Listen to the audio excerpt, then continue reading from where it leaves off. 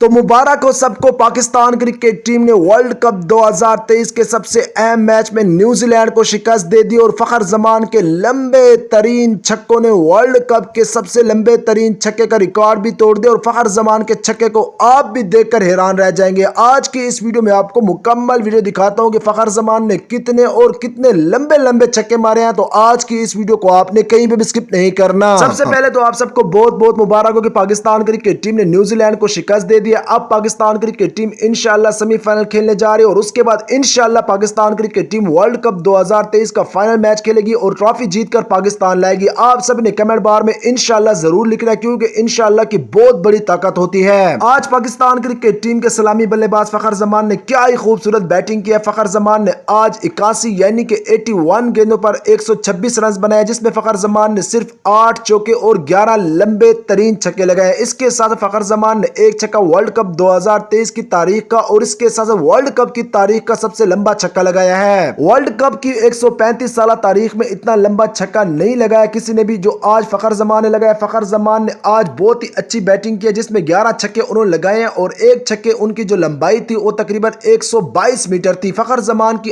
آج کی بیٹنگ کو دیکھ کر اگر آپ خوش ہیں تو آپ نے بس اس ویڈیو کو لائک کرنا ہے، چینل کو سبسکرائب کرنے کے ساتھ ساتھ بیل کے آئیکن پر کلک کر دینا ہے۔